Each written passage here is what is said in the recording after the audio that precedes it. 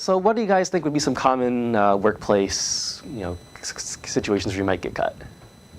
Razor knife. Razor knife, box cutter. I've seen pressure washer a lot. And with cuts here, there's quite a large spectrum. There's two root causes. One is, as you mentioned, sharp objects. Those kind of have a cleaner cut. But you often get cuts, when you fall, when you reach out to stop your fall. And those are actually caused by hitting an object really hard and kind of causing a bursting. It's not really a pleasant image, but a bursting on the skin. And those typically will scar more, will cause more problems. So, you have the cuts from sharp objects, you have your lacerations, maybe a nail gun, you have puncture wounds. Here is an example of a cut that, looks like something you maybe could, if you have a gauze pad in your first aid kit, slap something on. But I'm going to go over a couple of things in this cut that are going to cause long-standing issues. So your skin has multiple layers. Like you have siding, then maybe particle board, plywood underneath it, then Tyvek underneath that. And cuts range in severity just like that. Small surface cuts where it's just red, just a nice clean cut from a sharp object. You can, if it's relatively small and big part is especially not on the hands or face, you should feel pretty comfortable telling your boss and putting a Band-Aid on that. But a cut here, you see, number one, see all that kind of white, fatty tissue underneath? That's a full thickness cut. So what happened here is an avulsion. There was a flap of skin cut off, and someone took a pocket knife and kind of trimmed off that flap. Combination of that plus being on a joint when your skin's moving all the time, it's pretty hard to get a Band-Aid to stick on there and stay and get a nice healing environment.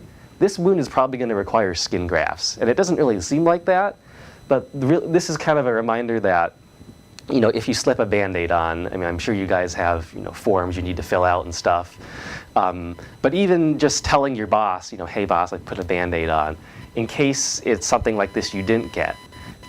Just to keep you covered, to keep HomeWise covered. Everyone's much happier off when you get treatment instead of having to go in for surgery or get skin grafts. Here's another example of a relatively minor looking cut. It's on the lip there. And these cuts to the face and lip often have dental injury behind them. Again, something that looks really small, but when these types of cuts heal, there will be a little dimple in the lip unless they're stitched or otherwise taken care of.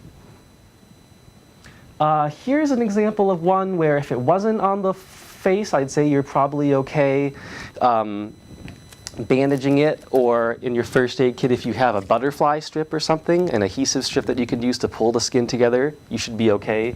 It's a nice clean cut, probably from a sharp object. Doesn't appear to be dirty or contaminated. That's another thing if you're working in a muddy area, or especially if it's a puncture wound, really high risk for infection there, or tetanus especially. That's something you're going to want to get cleaned and looked at. Something like this on the face, just because of the scarring risk, I'd say go get it stitched up. But something about that size, a centimeter or so on your forearm or less, that isn't gaping, that's kind of first aid kit territory. First, rinse it with a lot of water. Any water that's safe to drink is fine. Pressure really helps if you have a disposable water bottle. If you have a knife or a screwdriver and put a little hole in the cap, you can really get some great pressure and clean it out.